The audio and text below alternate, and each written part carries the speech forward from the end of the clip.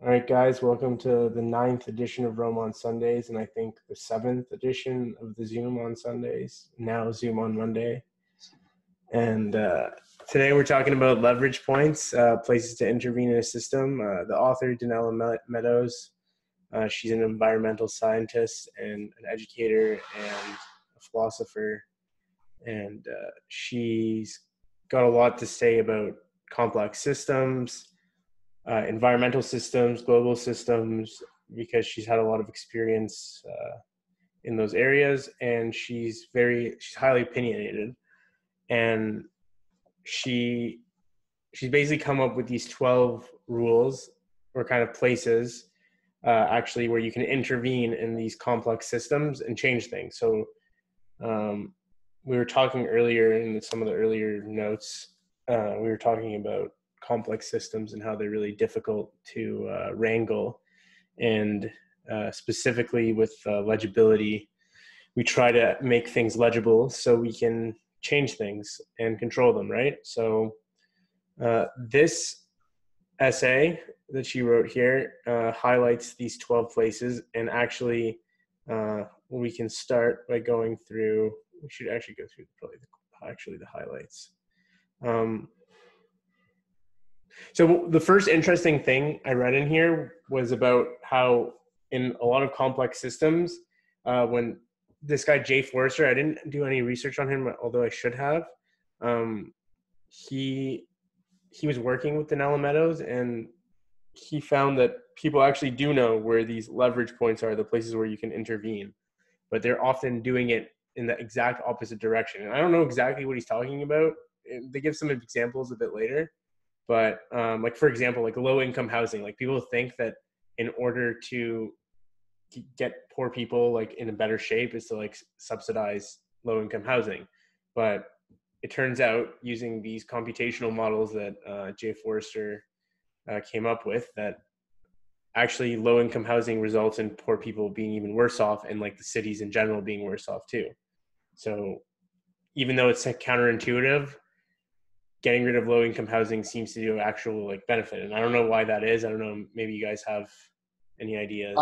I have something to say to this, actually. Yeah. This is actually really current with the news, because I forget which town it is, but somewhere in New Jersey is being used as this model town for defunding the police. And defunding the police in the sense that instead of just giving one department like hundreds of millions of dollars and outfitting them with $20,000 gear and rifles, you have, one battalion that goes for non-emergencies, etc.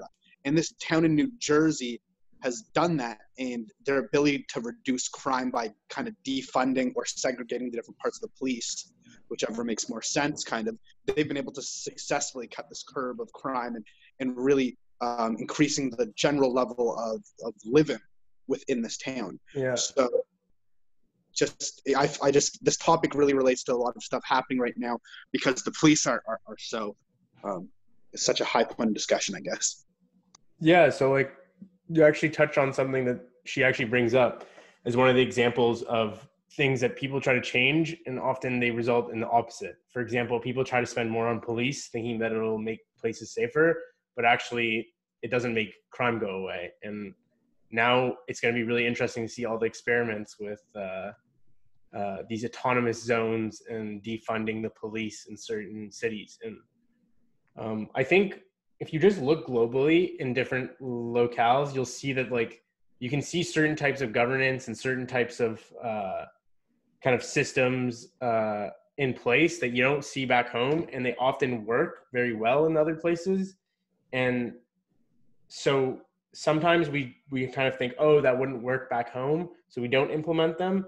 And then other times I think we also think like, oh, we can implement it, and then we kind of copy what they did there, but not the full thing, because we didn't study it well enough. So we didn't copy like the actual, like what happened with coronavirus. Like the US copied the lockdown style of response, but they didn't copy all the other things about the lockdown that South Korea did and that China did that actually prevented the virus from spreading. So they like did what I saw on Twitter be referred to as like cargo cult science, where you're just kind of copying the things without really understanding what's going on underneath the hood. And then this is kind of like a huge digression, but yeah, like, yeah, I think you're right. I think we'll see, like, I think it could be really interesting. And I think we actually will see these non-police models succeed, because for a lot of things, like it goes back to the multidisciplinary way of thinking notes that we were talking about, where we were talking about how I lost my train of thought there for a second. So we were just talking about how getting rid of the police, it might work. And if you go back to the multidisciplinary approach to thinking, which we can just do in the notes here, let's go here. Trying to figure out what it was that I wanted from here. Oh yeah, so reciprocation. So when you have police that are showing a lot of force, it creates a lot of force back from the people in like whatever community that they're policing. So that's why you see like all these escalations between the police and rioters, or like the police and just criminals or people who are being detained by the police. And I think if you have like a community-led kind of, I don't know, self-policing, you'll have more de-escalation, hopefully. I think that's like the hope, is that you just have de-escalation, and like the police should be used as like a dampening force, not like a fire, like creating fires, you know? They should be putting out fires. But it seems that like in the US, it's going the opposite. That's great in principle, but I think like other than maybe the one town, New Jersey, there's not really any other good examples. You can use London as a big city example, right? Their police, they've got 2 separate police forces. They've got a tactical response unit and their everyday police. The everyday police do not carry guns on them. They carry batons, I think, and maybe tasers occasionally, but they don't carry like any like more dangerous weapons. They have the whatever. There are other police first for that, but London still has a massive crime rate. So it's, I think it has to be one step further or one step back, or maybe it just doesn't work on such a big scale. Yeah. So I think the cool thing is that like we'll keep touching on this. I think it'll be really cool to like just keep referring back to what's going on with this police system in the US, because it's really relevant, and it's relevant to this as well. I don't know if Dylan, Holden, you guys have any thoughts? It's the first part, but the thing is, like, while I just feel like when you get rid of the police and stuff like that, and I don't know how much this ties in directly to the essay, but like there's just going to be people who like take advantage of that as well. Like for all the people who like will try and make it better or try to like self-police the community, I also feel like there's also those people who just like will take that opportunity to just like cause chaos. For sure. Yeah. There's always going to be people like that. I guess there's people like that doing that currently as well. Yeah, you just hope that like the things that like make the police union like not accountable, or like the police not accountable like the police union, like things like that, I think those things need to be like completely got like qualified immunity, all that kind of stuff is just ridiculous. Yeah. It's like if you have a community-led police, like then they don't really like, if you're part of the community, you have the same rights as everyone else. You're not kind of put on a pedestal and given like special rights that you shouldn't really have. Yeah. So yeah, the basic idea is that like of this essay that maybe you missed, Holden, was that there's like the leverage points are like really counterintuitive, and they're not really places, like the places they are, like for example, police funding. Everyone thinks like, oh, to make things safer, you fund more police, but like it's usually the exact opposite. Usually the leverage point is in doing the opposite thing that you think is like the intuition. But the thing is like there's like no quick and easy way to find it out. You have to like study a system for a really long time. I feel like that's such a choosy statement. That's like being like, all right, the way to get bad. Nah, never mind. That's a bad example, but like education. It's just such a broad statement, right? You can't be like, okay, education, we can't, putting more money in education, does that then not work? Like, I guess in that case, you really have to study each thing, just as you said. Yeah, so I was talking, hey, Sonny, I was talking before about education, and I was actually reading up on it quite a while ago, like really heavily, and there's an economist called Brian Kaplan, and he's like a professor at GMU, and he had a book called The Case Against Education, and he actually is calling for people to actually defund education.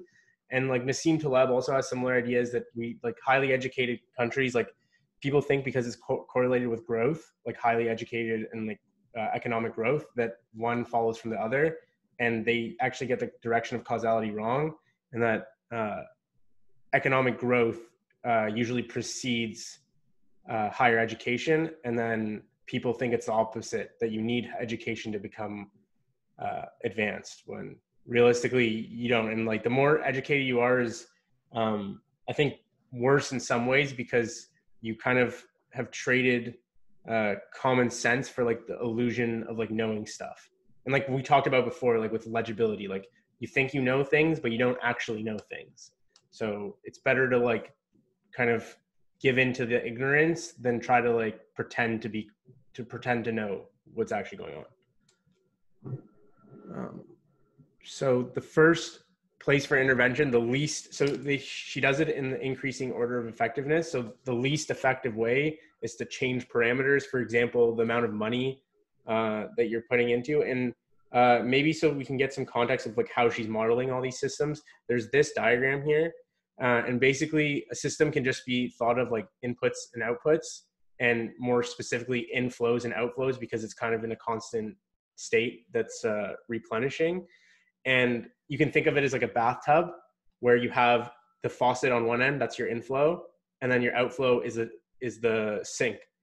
And the way that the bathtub metaphor works is that basically you have this simple model where it's like the faucet and like how hot the temperature is. You can make it more complicated by the pressure of the water. If there's a delay in the pipe coming in, if there's a delay from the heater. So you can create these little complex models, and it can become very unwieldy when you start trying to think about like everyone's bathtub. They're all connected to the same sewage system, right? So in order to predict all like the inflows and outflows, it'd be pretty tough. But it's cool because it can be used, like you'll see throughout the rest of the leverage points. Like you can use this metaphor to really see how this stuff works. But there's obviously real world examples as well.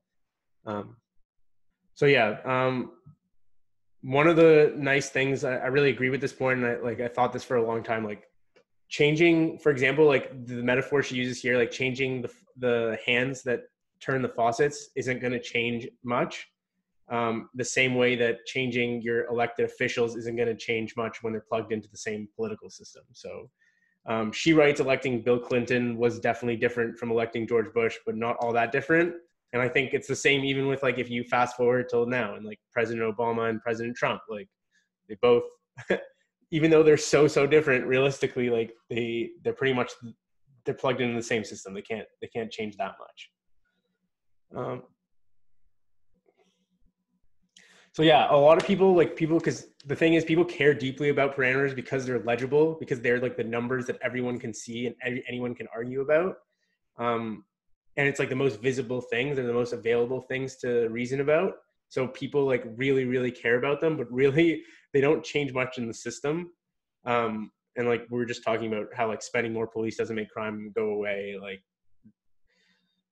interest rates. And the only thing is, she makes the note that these can become stronger leverage points if they kick off other feedback loops, like positive or negative feedback loops, specifically positive ones. And we'll get into those later because those are more effective ways of changing systems. And another thing, she points out this really cool story about like some guy thinking about how much to charge his tenants for rent.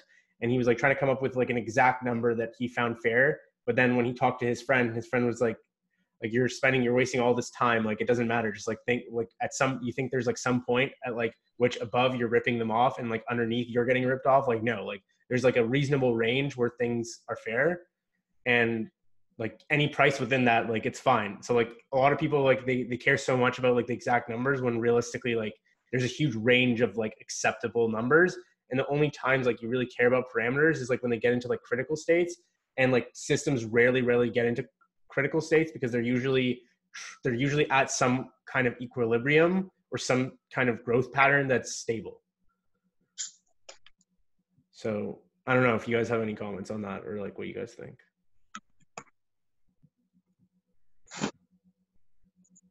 Um, so the next level up is like the size of buffers, and buffers are really, really good. It's like why you keep money in your bank account and you don't just like live off basically money in your pocket. You need to have something saved up in case of a rainy day.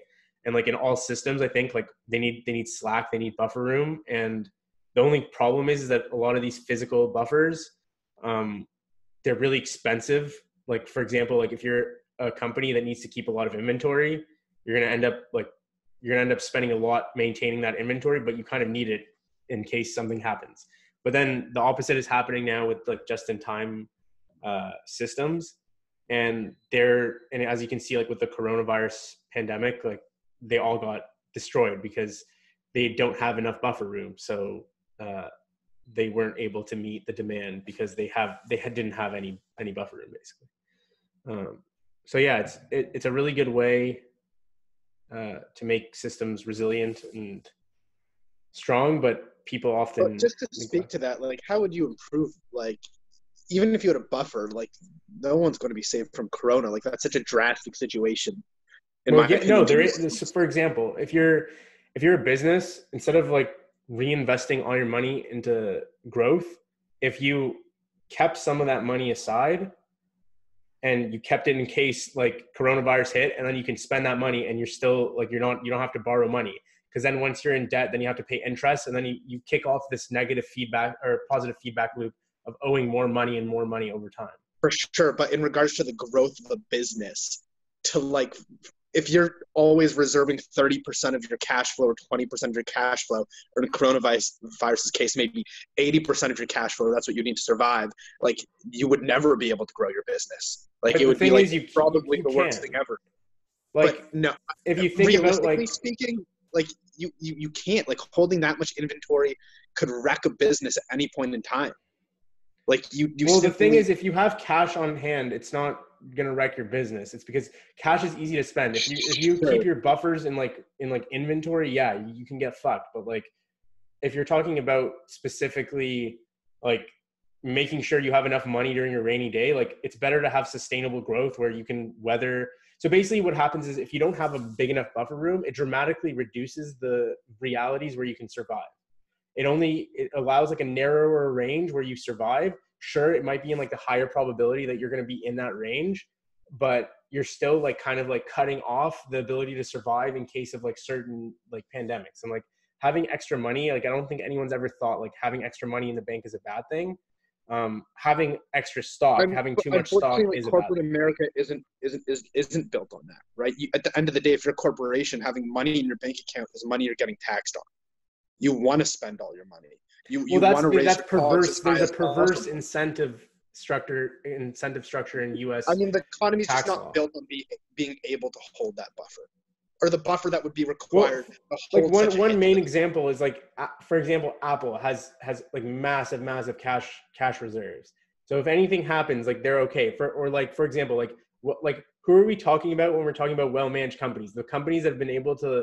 They had enough in the gas tank that they could survive coronavirus. And what are the companies that, like the airlines, that are like basically living on the edge of survival? Like they're shit companies. They're horribly run. And this is what they get. Instead of doing cash buybacks, like stock buybacks for their company, they should have been saving that money. And they got screwed. And now like they're screwing all the taxpayers because they socialized all that negative value that they created. Yeah, but I mean, like it like there's a reason no airline is doing well in this situation, because it just wouldn't work to do that. Like, it's such an expensive, your daily expenses, like you just couldn't hold those cash reserves. Like, you're right that doing the cash buyback was perhaps really poor timing, but at the end of the day, like, especially like, I mean, there's just so many systems in place outside of it where the corporation doesn't have a choice. Like, well, I think they do. They just Delaware, or you choose to go somewhere offshore, for example, where now the government can't even bail you out, but you did that because the taxation was at a high enough point where it might wreck your company. I mean, it's just all built on that. Like, I think that's just because there's a perverse incentive structure. Like, I think you can do it the other way. It's just harder, and you're probably going to think that you're foregoing a lot of growth and like miss like opportunity costs by like saving money. But like, I really don't know like who would rather. Someone else speak. My dogs. Okay. Well, I'm just thinking, like, you're telling companies to pretty much be to this type of recession so targeted to very, very specific industries. Each of these companies would pretty much have to have been the equivalent of a human doomsday prepping. Like, I'm not talking about having 4 cases of water. They needed thousands of cases of water. And not just water, they needed food and fuel and everything else to try and survive through this unprecedented event. That's just unrealistic for almost any business that would be targeted by this. Airlines are an example because travel's completely shut down. Apple's still doing well. We're spending more time than ever on technology. So in this case, it's not the greatest example. Granted, would they have enough reserves if they were an airline? That would be interesting if you took those same finances and said they had 4x their cash flow in safekeeping. Maybe. Well, like if you look at it, like I'm sure, like I don't know the specifics, but there are definitely airlines that are doing better than other ones, and I'm sure it probably has to do with the amount of cash they had. Well, that's probably congruent to what size they were. Yeah, I don't know, to be honest, because the thing with airlines is like you don't make money unless you reach like immense scale. So they all have to be of a certain size. That's a good point. Yeah, any small airlines, like they die super quick. Really pivot their business. Like smaller ones, I think were even worse. Like the smallest ones I know that recently went out of business, like Wizz Air, or what was it, Wow Air and Sunwing. I think they both went out of business recently. They went out before the virus. Even that's what I'm saying. Like these smaller ones are way more susceptible. It's really bad. Yeah. This one we don't really need to talk about that much. The structure of material stocks and flows, because this is kind of like way more related to industry. And I don't know if I don't think any of us are in industry, because physical like stocks and flows are really hard to change. But in information technology, like you can change the architecture a bit easier. It's still more difficult, like re-engineering everything from scratch. So the leverage point here is like designing things right the first time. So you can never, like there's never a shortcut to kind of like thinking things through. Like if you think things through before you design systems in the first place, like that's kind of your best bet. And then once you've built that system, kind of monitoring everything and making sure things are going as planned. And then rebuilding is obviously you're kind of like, if everything's fucked up, you got to rebuild. So Josh, this is kind of related to what you were saying about like how they kind of need these people who were suffered, like they kind of received a huge blow from the coronavirus and they needed to kind of resolve to do some extreme measures. And sometimes it's about what kind of like the delay relative to the rate of system change, because the system changed so fast with coronavirus, and like the delay, there was a huge delay between like when we kind of knew that it was coming and when we actually implemented anything. So, and also the kind of nature of the virus, I think helped as well, because the virus was extremely slow to become severe, but extremely quick to infect. So we had like this, you can see like the infections are always, you see the hospital rate go up 2 weeks after there is kind of like big public gathering events, or like Mother's Day, for example. There was way more cases 2 weeks later rather than immediately after. So people don't really realize when things like that happen, and it's like a huge problem if there's a huge delay. The coronavirus, I think people had a little bit more time than they were letting on. They just didn't want to believe it was happening. That's true. I think when did we start talking about coronavirus? End of January, was it? Well, we did, because I was in Asia, so I was like close to it. Yeah, and then mid-March was the shutdown. Yeah. Mid-February, beginning of February, we pulled 80% of all of our spending. We cut all excess, all fat, every single expense we didn't need, we just completely cut out. Like SEO, everything that wasn't like mandatory to the functioning of our business, we didn't spend $1 on. And we still haven't started spending money on that again since. Yeah. Because we know the impact of our business. Yeah. Well, yeah, because Mitch is also in Australia. I'm sure he saw what was about to happen. Yeah. And like we've been talking about it. Yeah, it makes sense. Like you got to be. It's just like a lot of companies. Like the bigger the company, the more flat-footed they were, obviously, because they were slower to respond. And yeah, that's one of the main things that she talks about in this essay is that you got to slow down growth before it gets too big, because then changing things when things are really big, you have like these huge delays in the feedback loops, and it can be dangerous when you have something that comes at you fast. Then she goes on to talk about the strength of negative feedback loops. So kind of there's many different anything in your body that kind of brings you back to equilibrium, like your homeostasis. Like when you get sick, your body brings in the immune system, and the immune system solves things and brings you back to normal. And so like those are examples of negative feedback loops, and they're pretty important, and systems kind of develop them on their own, and humans also invent them. And I think a lot of times like Nassim Taleb always talks about this, about how we take away from like our emergency response, like negative feedback loops of things that keep us in check, because they seem really costly in the short term. Like for example, like what Josh was saying, like keeping cash reserves seems extremely costly in the short term, right? But in the case like of coronavirus, if you had them, then you're fine. If you had no cash reserves, then you're kind of screwed. And one example she used that I really liked was bringing it back to encroaching on our own time for rest, recuperation. Like we need all those things. And I think like a big problem with the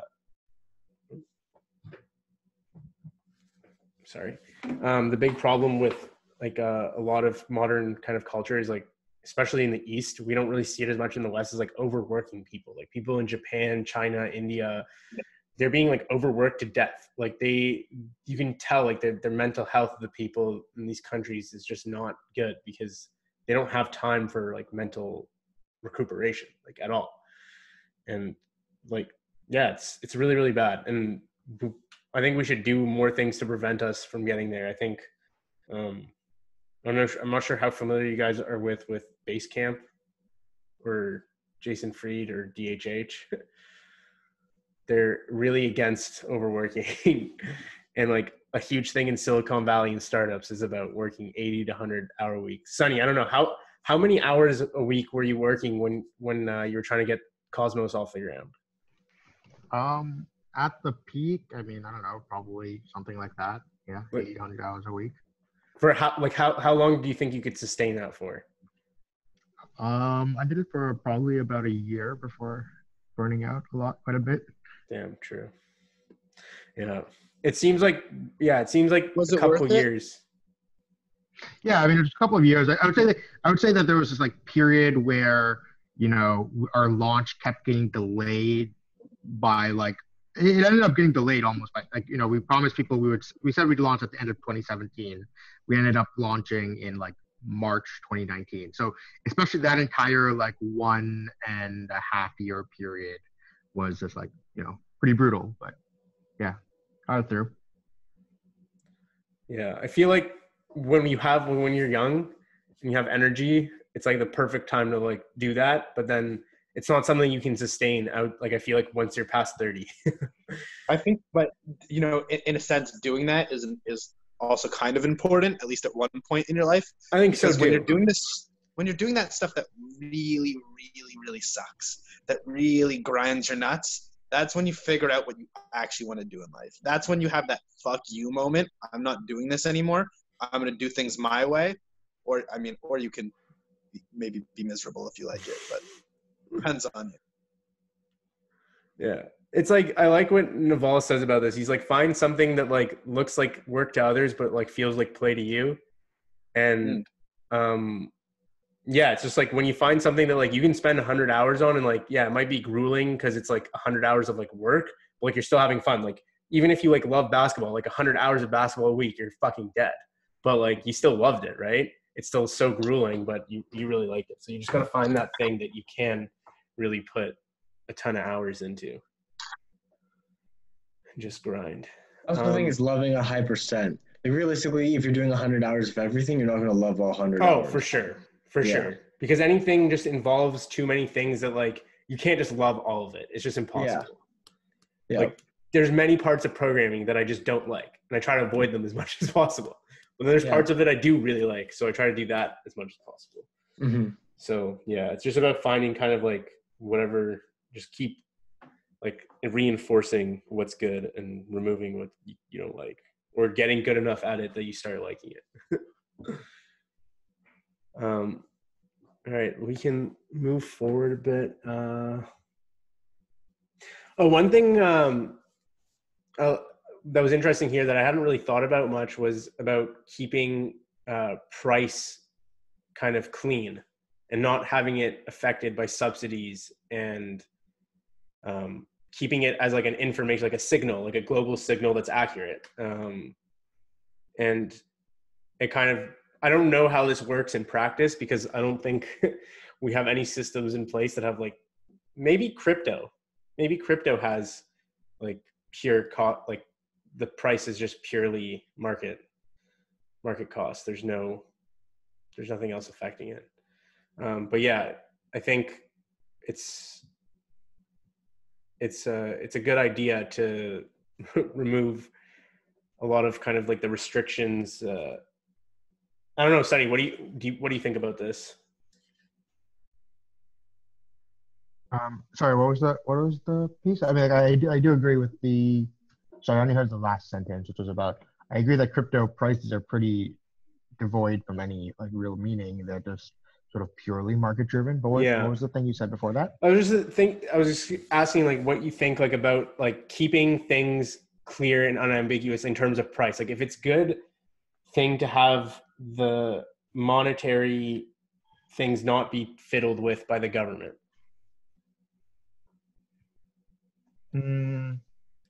Yes, I agree with that in like in a broad stroke, but there are times when I would say that like sometimes sometimes intervention is necessary to make things more predictable. So like as an example is the Bitcoin price, because it is like the ultimate laissez-faire sort of system, but price is completely unpredictable.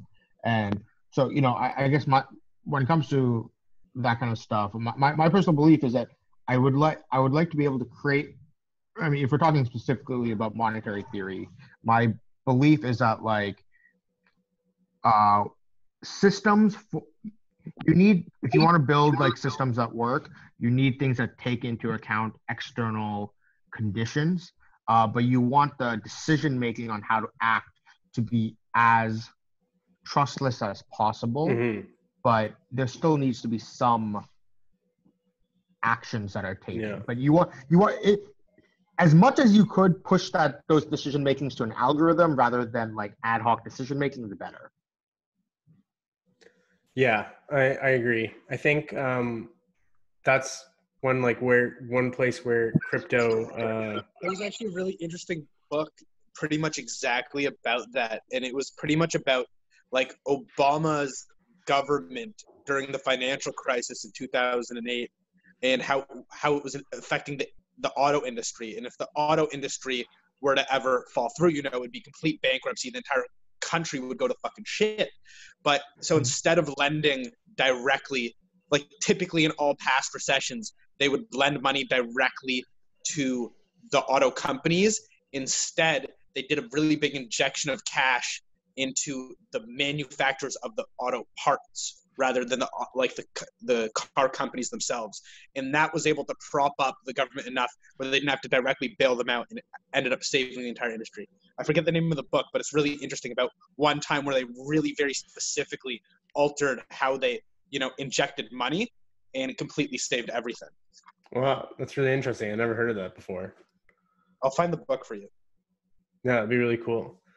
I think, one thing I think crypto can be good for is like kind of creating like a real democracy again somehow, because you have more direct representation with kind of online systems and more kind of closeness to the governance, I guess, more proximity to a more flat structure. Because right now, like, corporations are basically just buying everything when it comes to governance. And the reason she even came up with these 12 points was because she was talking to the people who were drafting NAFTA and the World Trade Organization. And she was looking and she was seeing that these people, like, they were so naive in the way that they thought about systems, and they were creating this massive new system. And all she could see was that it's designed by corporations, it's going to be run by corporations, and it's going to be only for the benefit of corporations. And like, this was like, I think, I don't know, 20, 25 years ago. So we are seeing the fruits of that now. And you're seeing all these problems in the globalized economy because of these corporation driven, like this corporatism, basically. The entire global economy has become basically a corporation, like corporations have become first-class citizens of the global economy, and humans have actually become like second-class citizens because we don't have the same rights, we don't have the same privileges. And it's basically, we're basically facing giants, because what a corporation just is like kind of like a legal entity that's built with like tons of people putting together all their brain power and also other forms of capital and creating some kind of monstrous entity. And how can like a group of people that aren't organized and have this kind of legal structure like fight against them? And that's why you see just huge lobbying groups. Like, that's the only other way. It's like you have lobbyist groups that aren't by corporations, but like corporations can obviously afford way more than citizens. So we just keep losing. And I think we're going to have to, because the thing is, these kind of systems, like the people who are in charge of these systems, they don't want to change those things because that's what's keeping them in power. And so like the harder you try to change something that's really at the top, like the harder they're going to fight. And it's that whole principle of escalation. And also those who have more to lose are going to be more protective of what they have. And so they're going to be very, very protective of losing any of these benefits that they worked so hard to gain.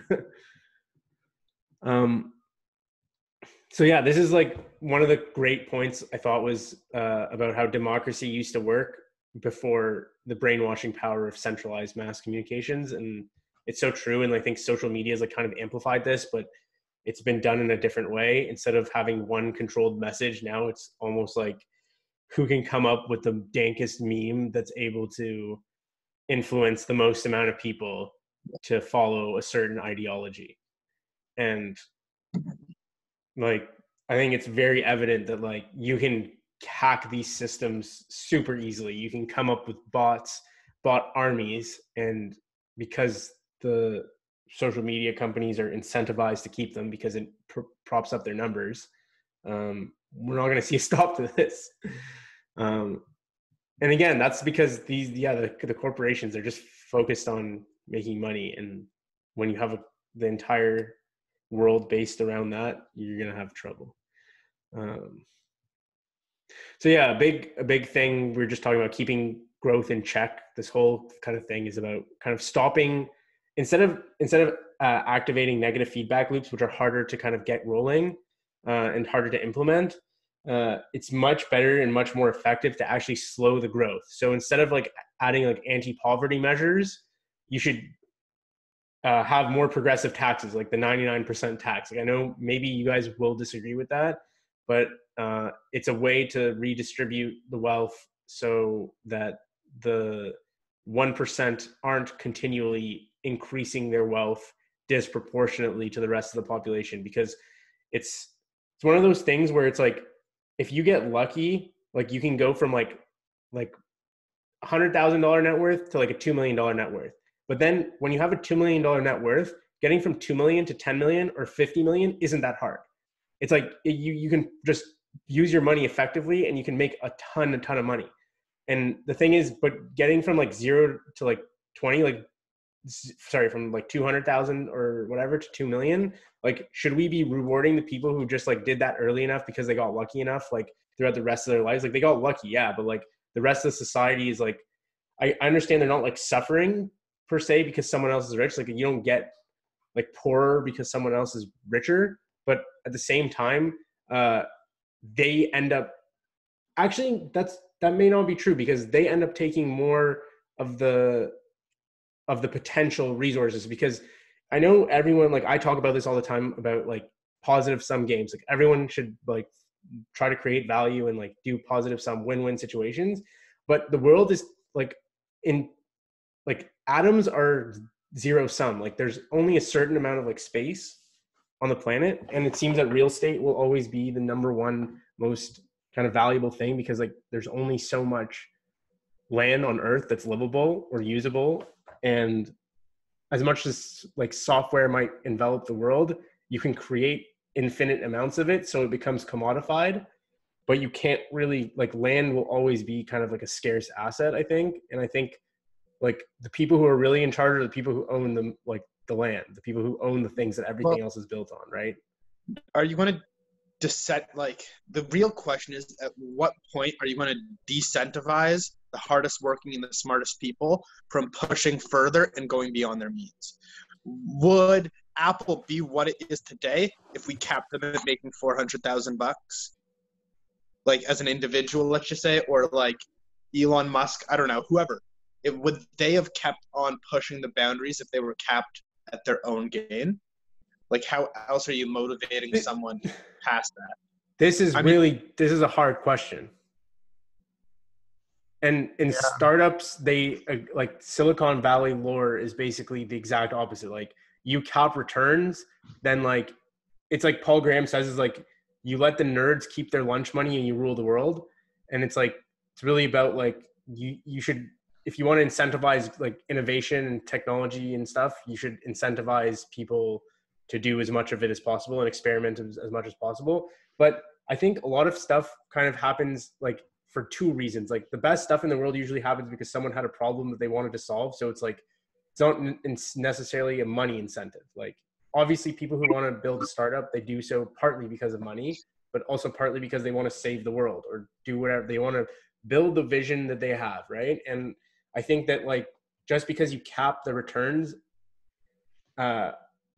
you're not going to stop people from wanting to do things. For certain specific things.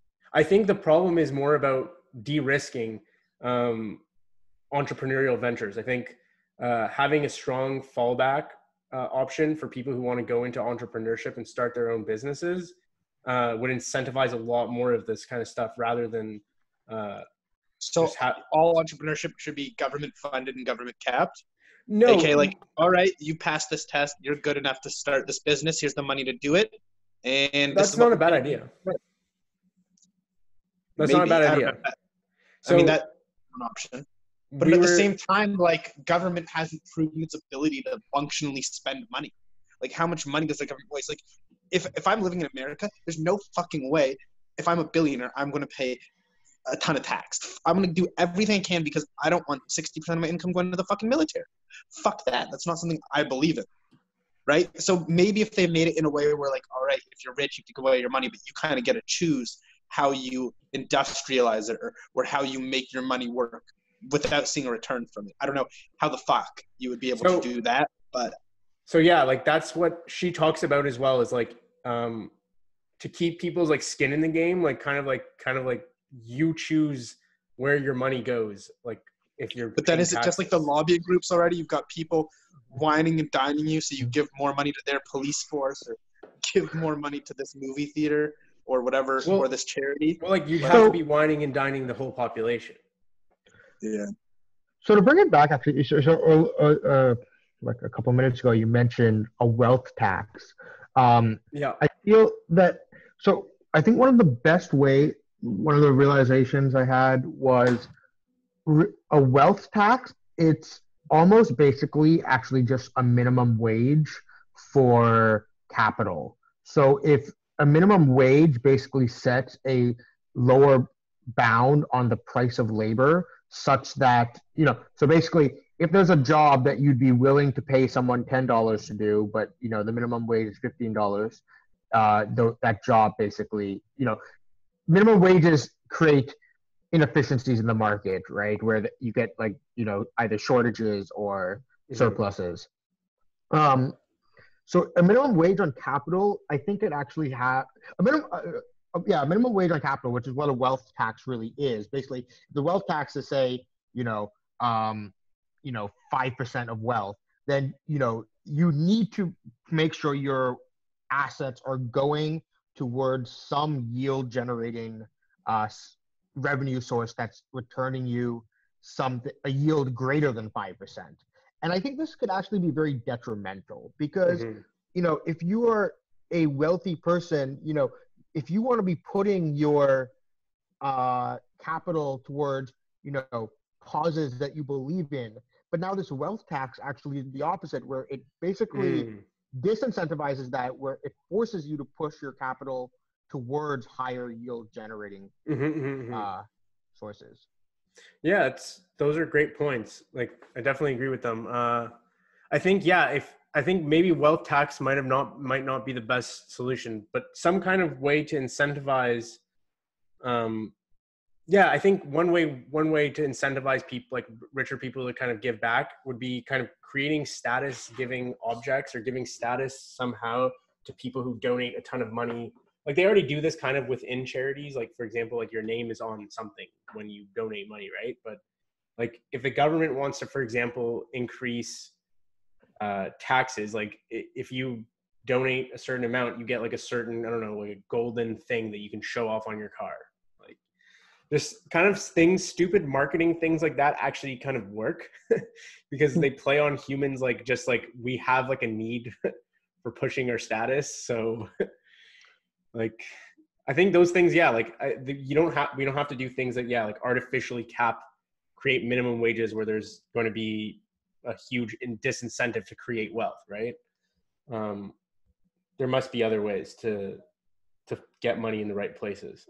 I think the biggest problem is that, for example, like if I win like a lottery, like does that make me, I think it's a more moral stance about like, because Western society grades people kind of by their wealth because it's such a visible, legible number, that like, it's kind of, maybe it's just something more like we need to change the psychology behind how people perceive wealth, because in some cases wealth is kind of bad. It's like a curse that people have being like very wealthy, because you have to like deal with so many more problems when you're wealthy. Like, there are definitely obviously a lot of benefits, but there's all these hidden costs that people don't realize when thinking about like our traditional notions of like, what does it mean to have a lot of money or like be wealthy.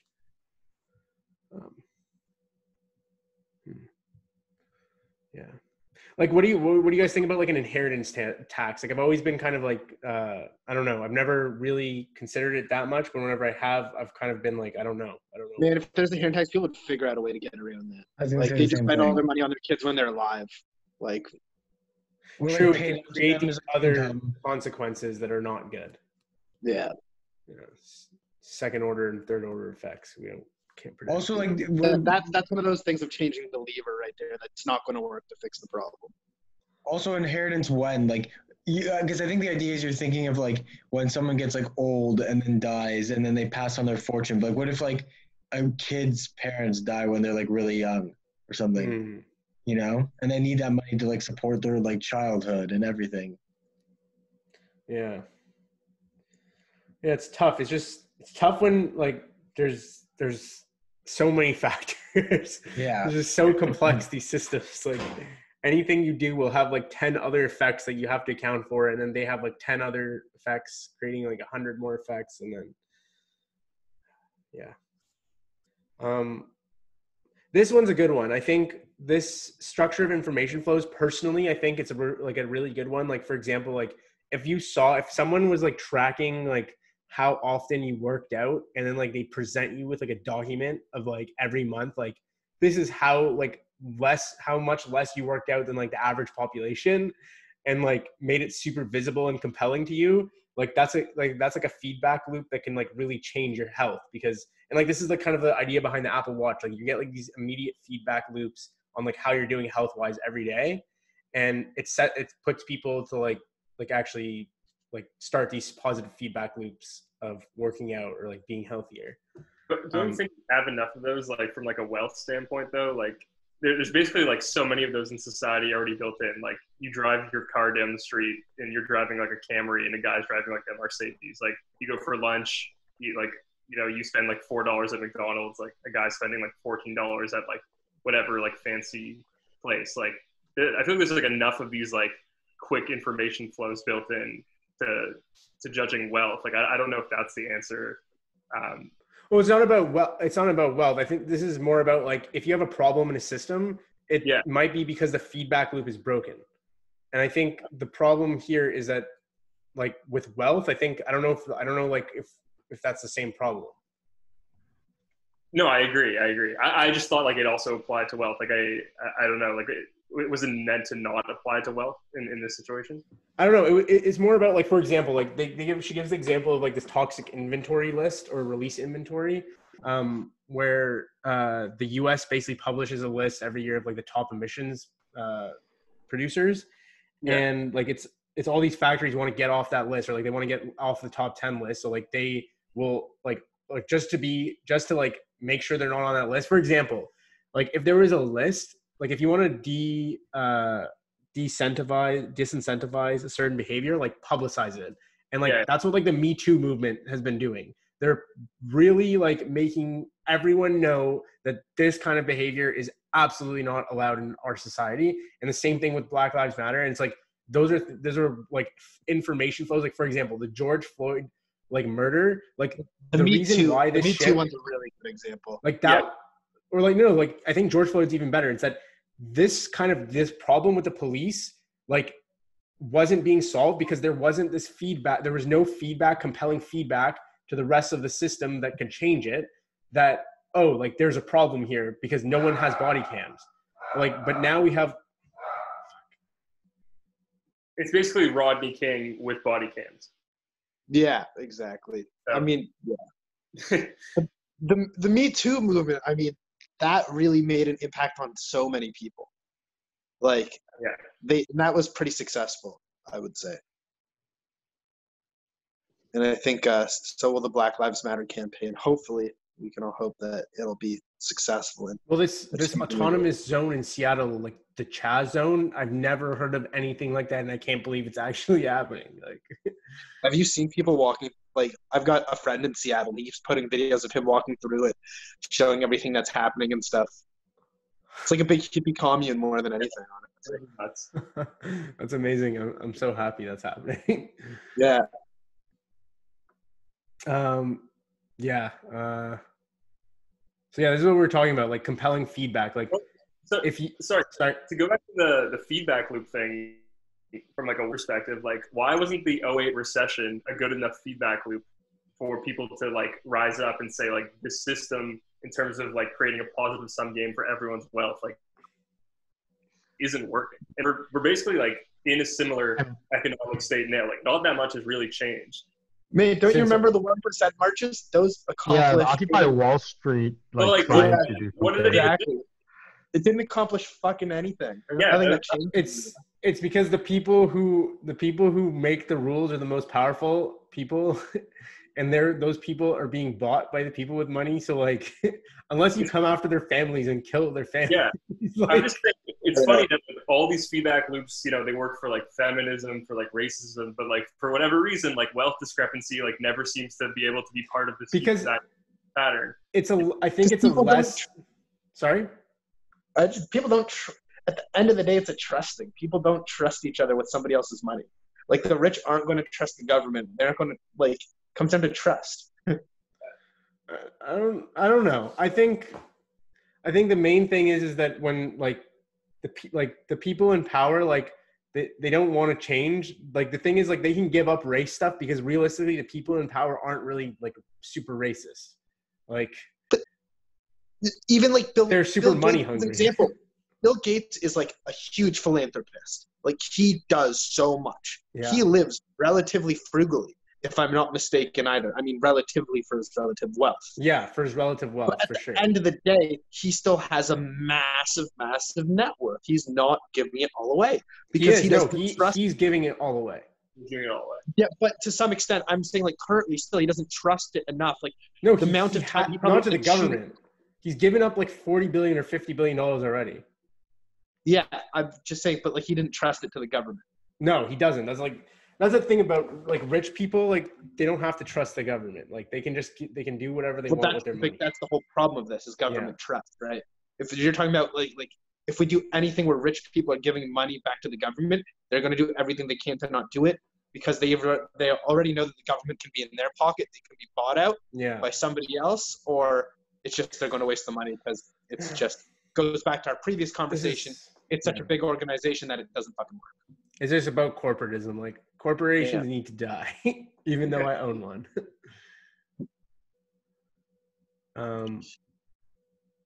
Yeah, so like the rules of the system, like we were talking, like the people who make the rules, they're in charge. So the rules themselves have like a big like contribution to like how a system runs, and they're really high leverage points. So you change rules, you can change a lot. And yeah, I was just like talking about before about the corporatism. We can just skip over that. We already talked about it. I actually have to hop off. Great chat. Good chat. See ya.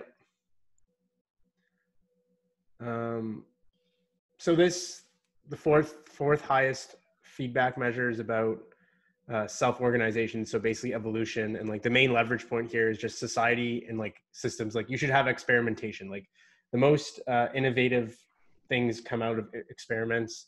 They don't come out of like carefully planned projects. They come out of kind of spontaneous ideas that end up growing into these massive projects over time.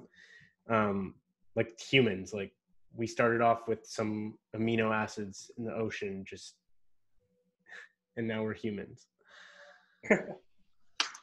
And we weren't before that. We were just literally nothing. So yeah. And so people actually like refer to this stuff as like literal manna. Like self-organization is like, it's miraculous. And it really is. Like all you need to do is like set some rules, and like you can see it with like simplistic computer models, like the game of life, where you just set like some rules about how things interact in the world. And then you put like a element of randomness, and then you see all of these different patterns that get creative that seem super complex. And like, how can this be self-organized? But it is, it's not being directed by any control. It's just some rules being applied over and over again. And the same thing with your DNA. Like DNA is like the building blocks of like how life is, but then like it's like you can have the same thing in culture, like memes. I don't know if you guys are familiar with memetic theory, but basically if you aren't familiar with it, it's using the idea of a meme as in like a cultural unit thought as the gene in the evolutionary model of culture. So instead of genes reproducing and replicating across generations, memes spread. And it's more actually, I think the meme is more akin to a virus than it is genes, because it replicates inside a host and it infects people like that. And that's why you have like these infectious ideas. Like, for example, like in culture, the idea that growth is good, that's a meme that has been kind of like pushed, like kind of like it's an assumption. It's a fundamental meme of our society is growth is good. And I think we'll talk about this later, but growth is not necessarily good because like growth is cancer. But yeah, like for technology, like the raw units, the raw memes are like the scientific facts and the implicit things that we've learned over time. And like that whole repository is like kind of like our DNA, or like the genetic pool. And it's a genetic pool of like technological innovation. And if you try to kind of direct it too much, then you're cutting out like all these possibilities. So the biggest problem is with this is like you have to let lose control. For example, like a great way to like spawn creativity is to deal with random constraints. For example, like you give yourself a prompt to write, or like, for example, rappers will give themselves a word to rhyme to or a subject for their freestyle. And when you give yourself kind of like random constraints, that's where your creativity is really unleashed. And you get like these amazing things, but you kind of let go of your control. Like instead of you choosing the thing, you let it you let that thing choose you, and then you went with it, and it worked. And I think that's a big thing. I think I've started to do more and more is kind of do little experiments here and there, and try not to do everything the same every time, because then you're kind of like, it's like you need to introduce some mutations. Like if you don't introduce some mutations, you're never going to evolve. You're just going to stay strict, and then like again you become ossified, and then you become fragile to changes. So you should always be trying to like do little like mutations to your daily routine, or just try little experiments with the way you do everything. But like you obviously need to do something stable for a while, and then like slightly change stuff. Like if you change too many variables, then you can't track like what's actually working and what's not working. And I think I think that's like a big thing with like software is like there's like the move fast and break things, and then on the other side of the spectrum is like move slow and don't break things. And like you kind of need like a happy medium, because if you're experimenting too fast and changing things too fast, like you're going to end up having like really unstable software. But then if you do things too slowly, then you're going to end up missing all these opportunities where you could have gone in one direction that would have been way more fruitful, but you kind of stopped because you were on one path and you already thought like maybe because of the sunk cost fallacy, oh, we've already put 3 months into this project, let's not explore that thing that we found out over the weekend. Like, let's just keep going with this because we need to deliver this in 3 months. And yeah, people don't like losing control in the system and doing these experiments because it's letting loose, and like people like to be in control. So going one level higher is like the goals of the system. So now we're kind of like looking at like, what are the overall system goals? For example, like the goal of an empire is to bring the world into like more of its control. So everything inside the empire, all the other kind of proper, like the other, like the legal system, the police force, the governance, all of that kind of stuff will be infected. Like it's kind of like the top down, like everything else flows from the main goal of the system. So all the other goals and the negative feedback loops and the positive feedback loops, all of them are kind of stemming from the goal. For example, like the goal of companies is to like live. And like, but actually like when you think deeper, like what does it mean for like a company to live? It means like the requirements, like to get profits, right? But like to live, like to continue to live, it means like engulfing everything around it. It means like that's like the kind of like the context, the pretext for doing corporation often is like, and that's like what you see with like Amazon and Google and like Apple. They're really like, they're trying to take over everything that they can. And that's the same goal as cancer. So I don't know, like if we can really say that like growth at all costs is good. Like even just saying growth at all costs, like, you know, it's not good because it's at all costs. I agree. Yeah. Yeah, I mean, sorry, you can also see that from like the nuclear family aspect of wealth as well, right? Because like I feel like what you just said in terms of like corporations trying to maximize profits obviously stems down to like the individual level as well. Mm-hmm. And that inherently creates a lot of problems in the system itself. Is the fact that people are trying to fight for what's theirs, and there's this very tribal attitude of just gaining wealth, no matter, you know, any means necessary, versus doing it in like a sustainable way, or perhaps like looking out for, you know, the rest of your community. And like there's something to be said there about how the system just produces those outcomes.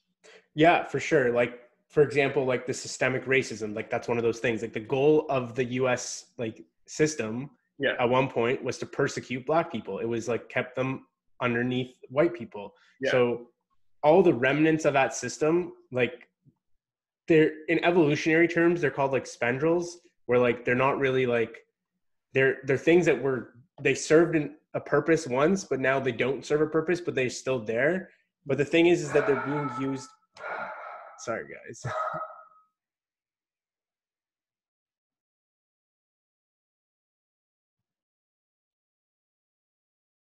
I don't have a point. Does anyone else have a point on this? No, Bernie, just go for it.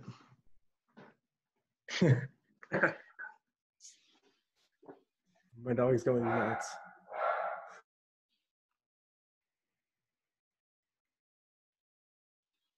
I mean, the only thing I'll say is like I probably risk sounding really socialist with like a lot of this rhetoric, but but yeah, like I think when you start looking at like the reason why there's a lot of problems in a system like the US that's like optimizing for, to be the wealthiest country that's producing the most utility, it clearly has a detriment on like the human element of living. And like in a weird way, like capitalism is like at odds with like normal human life in a sense.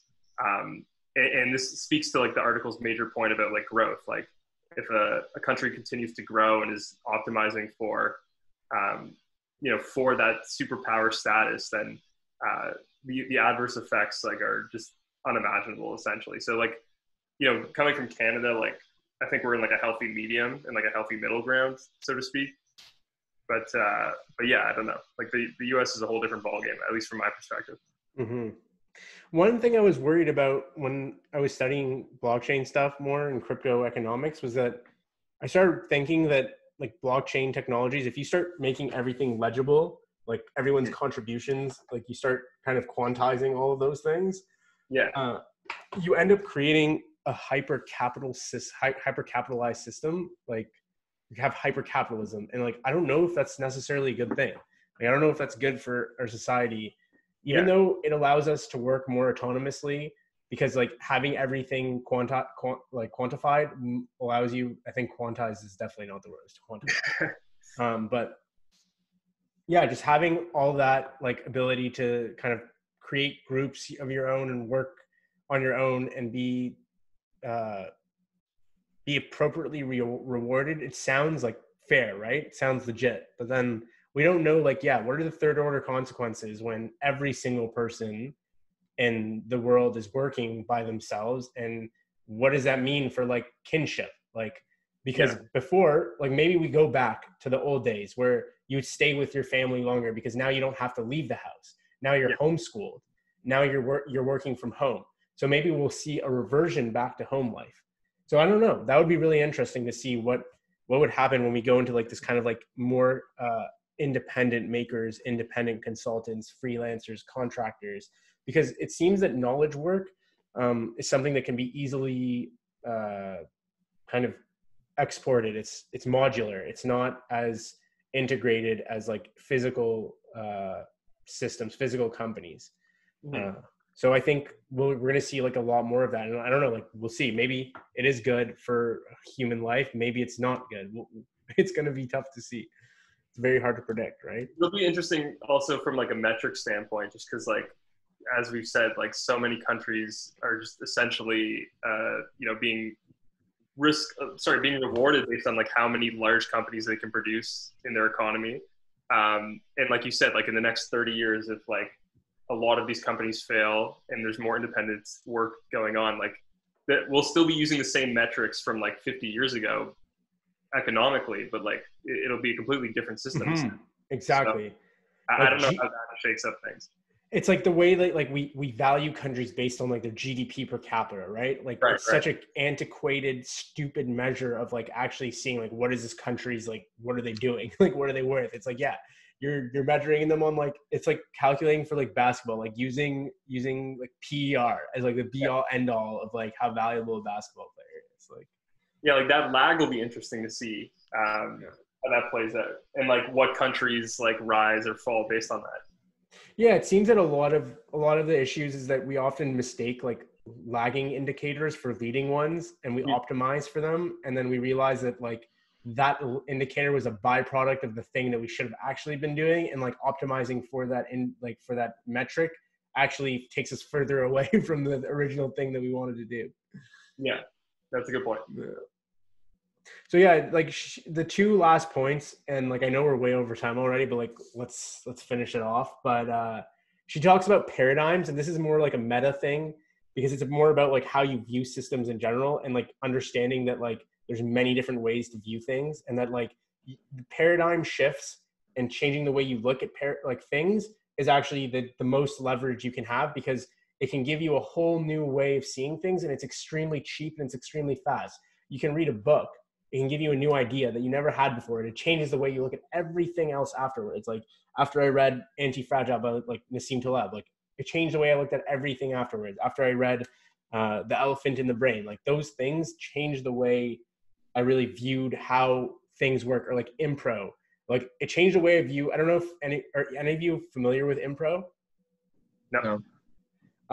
Basically the thesis, or not thesis, it's basically just this improvisation teacher who used to be in British Shakespeare plays. Anyways, he was like a director or something, and he talks a lot about how like every interaction that you have with people, like in person mostly, but this also happens online, is like there's some kind of status game being played where like you can play like low status or high status, and every interaction you have, you can actually, if you start paying attention, there is this element of like, I'm either putting myself down to play low status, which people like when you play low status without making them feel bad for you.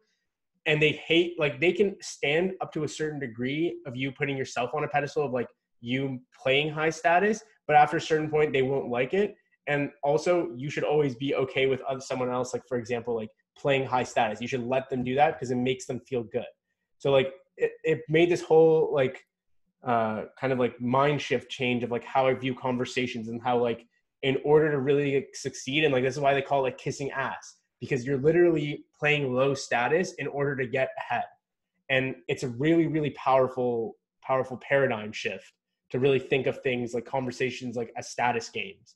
And another thing, like it's going off topic, but yeah, it's a really, really interesting book, and I highly suggest like you all read it. And same with The Elephant in the Brain, because basically talks about how everyone just deceives themselves, and your conscious mind, the thing that you're thinking with, the thing that you think is you think that's like the king of your mind and your body, but actually it's more like the PR person. It's the one trying to rationalize things to itself and try to explain things and try to like make itself seem good to other people so that it can succeed. Because like there's so many things that humans do that like are really, really like really bad. If you really look deeply at human behavior, there's a lot of really like deceptive things that people do, and everyone has like ulterior motives that aren't even conscious, they're subconscious. So it's like hard to judge someone because everyone does it too. Like for example, this whole like everything of like I always use this example is like an example of me showing off to other people that I know things and that I'm the type of person who knows things, because like that's just what comes across when you speak about things like this. And people like, it's not about conveying the information to you. Like that's one of the motives. Like, yeah, like I want you guys to know as much as I know about this essay, because like I like that gives me pleasure. But then there's this ulterior motive that's hidden to me at the conscious level, that I'm doing this to get ahead in life in some way, because I'm speaking to you guys in some way that makes me seem smart. So it makes me seem like someone that you might want to have as an ally in the future, because like I'm the type of person who can be helpful in some way in the future. And people like don't realize this, is that like a lot of the people that they keep around them in life is because they serve some sort of purpose, and people don't like thinking like, oh, like this person like serves this purpose in my life. But like humans really like, that's a lot of the way that they think subconsciously. It's like, and like people don't bring it up because you don't want that cognitive dissonance of thinking, oh, I'm a bad person. Yeah. Like, I shouldn't think this way, but like everyone does. So like, I think there's no solution to this because you can't stop it. It's just like everyone should recognize that like when they're doing it and like try to do it less. Or yeah, I was gonna say, like, is there a solution that they present in the book, or are you supposed to lean into your manipulative state? Well, the thing is, you should use it to find. The argument in the book was actually not on a personal level. It was more on like a systems level of like, for example, like we spend all this money on healthcare in the U.S. specifically, and we don't get as much benefit. It seems like the amount of money we're spending isn't correlated at all with how much benefit we're getting from the healthcare system. And so Robin Hanson, the economist who wrote it along with Kevin Simler from like Melting Asphalt, it's a blog, they go into real depth about how what's the ulterior motive of healthcare is actually like when you go to see a doctor, half of it is like you want to actually get treated. The other half of it is like the equivalent of you getting a kiss on your scab from your mom, like making you feel good. It's like about conspicuous care. So like people go to like the doctor to feel good, and they did all these different like studies. For example, they looked at they gave people the option like for like $50 to get like a second opinion that would have like lowered their risk of like death or something by a certain percentage. And they realized like people like didn't do that. Like they did a lot of like irrational, economically irrational things because like they'd rather just get the conspicuous care. Like they care more about just getting like feeling that they're getting taken care of rather than actually being helped. Like people didn't want to get that second opinion from the doctor because like that second opinion from the doctor could mean that they have like that disease that the first doctor said they didn't have. And like, they don't want to hear that. They want to be comforted. Or like how charities, like most people give money to charities because they want people to know that they gave money to charity. Like people start charities because they have ulterior motives of being known as the person who's charitable. Right. Like there's a million reasons that are like motivated that don't involve like the byproduct. Like the capitalism in general is this whole idea of like harnessing this selfish behavior and creating good as a byproduct. Right. It's interesting. I like it. I like that idea of it. Like it's the counterintuitiveness of capitalism. Like socialism is so intuitive. It's like, oh yeah, obviously like we should give everyone the same amount of stuff. Like the government should just decide like, oh, like this is fair. Like this is all fair. But then you realize like, no, like when you have one person deciding like what's fair, what's not fair, like they'll make everything fair for themselves and unfair for you. So yeah, like the end of this is basically just talking about how like the mastery of paradigms is like, it's basically knowing all these mental models, way of looking at systems, way of like thinking, just having them as tools for thought and not being stuck inside the paradigm that you're in. Like you're in this corporate capitalist world, like you were born in it. Like it's hard for you to see outside of it, but like the true like masters of the world are the people who can see outside the system that they were grown up in. And like, this is why travel is so important. This is why working at multiple companies is so important. This is why having friends from different socioeconomic backgrounds is so important. It's like, you need to have different perspectives. And like, there's no easy way of like seeing past your perspective. Like you have to do the hard work of like really analyzing, like, what are your beliefs? Like, how do you view the systems? Like, what about if the framework you're using to analyze the system is completely wrong? Like you're looking at it like from purely economic perspective when you should be looking at it from a humanist perspective, or you're looking at this humanist problem, but actually you should be looking at it from like a psychological perspective. Like there's so many different ways of like looking at things. And like, I think this goes back to this whole idea of like becoming a generalized multidisciplinary approach to thinking. Like they're all saying the same things. And this is what I fucking love about like Rome, is that I can see like how all these things are just connecting. And like, it seems like no matter what field you're in, like everyone comes to the same base conclusions about like what like the meaning of like having like a good life is, how to have a successful system. Like they all kind of lean back on the same fundamental ideas. And like, it's so recursive. Like you look at, or fractal, sorry, you look down at every level and you're like, oh, the same model applies everywhere. Like this model of equal like force back, like mirrored reception, perfect mirrored reciprocation. Sorry. Like you're nice to someone, they'll be nice back to you. Like you push on this lever in the system, you're going to get a force back somewhere, somehow in the system. Like it might come out from the pipe you didn't expect it to. So yeah, that was that. Thank you guys. I did way more talking than I wanted to be honest. I'm sorry. Hopefully next time we'll get some more people in and we'll get a nice one. But this was fun. I'll stop the recording, stop the sharing.